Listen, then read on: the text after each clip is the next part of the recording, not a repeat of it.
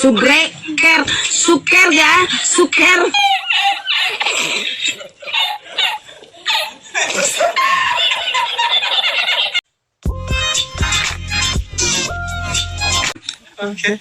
Selamat malam, perkenalkan nama saya Maria Carmen Takndare dari Pendidikan Bahasa dan Sastra Indonesia.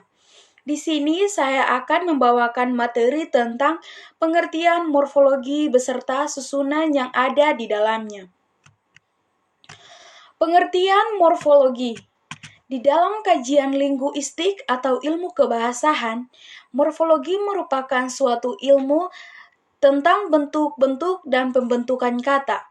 Dengan kata lain, bisa dikatakan morfologi merupakan suatu ilmu yang mempelajari mengenai seluk-beluk kata dan juga fungsi perubahan-perubahan bentuk tersebut, baik itu dalam fungsi gramatik atau arti kata berdasarkan konteks penggunaan, maupun fungsi semantik atau arti kata berdasarkan makna kamus atau leksikal.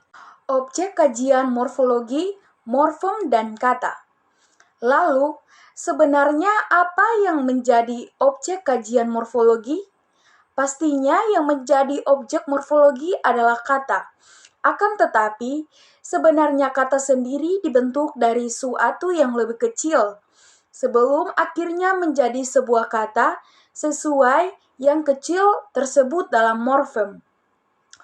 Morfem merupakan suatu terkecil di dalam bahasa yang mempunyai pengertian dalam satu ujaran, seperti halnya yang dikatakan oleh Hockett. Morfem merupakan unsur terkecil yang secara individual memiliki pengertian dalam satu. Morfem dibedakan menjadi dua, yaitu 1. Morfem bebas, yang bisa langsung membentuk sebuah kalimat ataupun morfem yang bisa berdiri sendiri. 2. Morfem terikat yang tidak bisa langsung membina sebuah kalimat, namun selalu terikat dengan morfem lainnya. Morfem bebas dan terikat. Seperti yang sudah dibahas, bahwa morfem bebas adalah morfem yang bisa berdiri sendiri sebagai sebuah kata atau membentuk sebuah kata. Morfem duduk, makan, jalan, mandi, dan lainnya. Masing-masing adalah kata yang bisa langsung menjadi sebuah unsur kalimat. Di dalam kata bersembayang, morfem terikat ber digabung dengan satu morfem bebas yaitu bersembayang. Di dalam sebuah kata ketidakhadiran, morfem teriak ke atau an bergabung dengan dua morfem bebas, yaitu morfem tidak atau hadir. Morfem terikat ber bisa bergabung dengan morfem terikat juang untuk membentuk sebuah kata berjuang. Nana sudah mandi, Safa sedang duduk di teras, anak kecil itu makan sepotong kue. Ketika morfem tersebut bisa dikelompokkan sebagai morfem bebas, pada dasarnya semua kata dasar atau kata monomorfemis bisa digolongkan sebagai morfem bebas.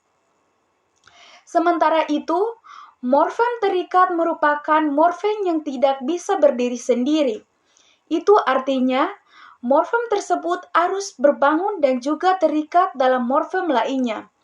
Untuk membentuk sebuah kata utuh, berikut ini adalah beberapa contoh antara lain. Morfem dasar, morfem pangkal, dan morfem akar. Morfem dasar merupakan salah satu bentuk yang menjadi dasar bentukan dalam proses morfologis. Bentuk dasar tersebut bisa berupa morfem tinggi, misalnya saja, gambar, main, dan sebagainya. Dalam bentuk bahasa Indonesia, gambar dan main adalah morfem tunggal yang menjadi bentuk dasar dari kata bermain dan juga mainan. Lalu bergambar dan menggambar. Morfem dasar juga bisa berupa gabungan dari morfem, misalnya saja kata perbudak. Morfem dasar berbudak adalah gabungan dari morfem bebas. Morfem kata.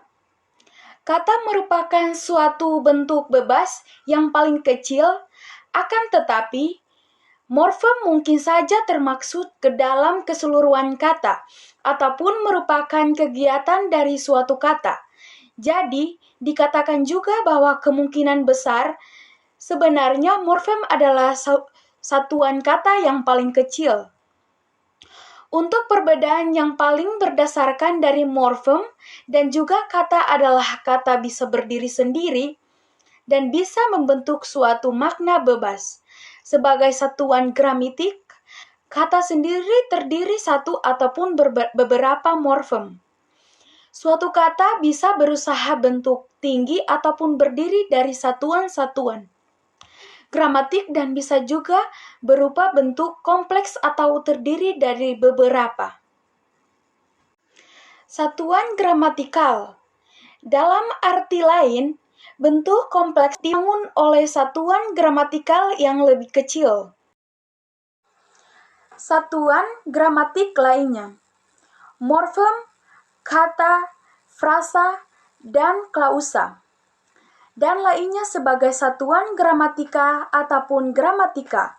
Satuan gramatika merupakan berbagai suatu yang mengandung arti, baik itu arti leksikal ataupun arti gramatikal.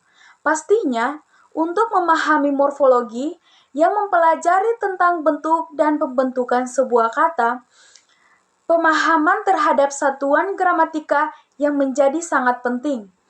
Akan tetapi, beberapa satuan gramatika lebih relevan dengan cabang linguistik yang lainnya, seperti sintaksis dan semantik.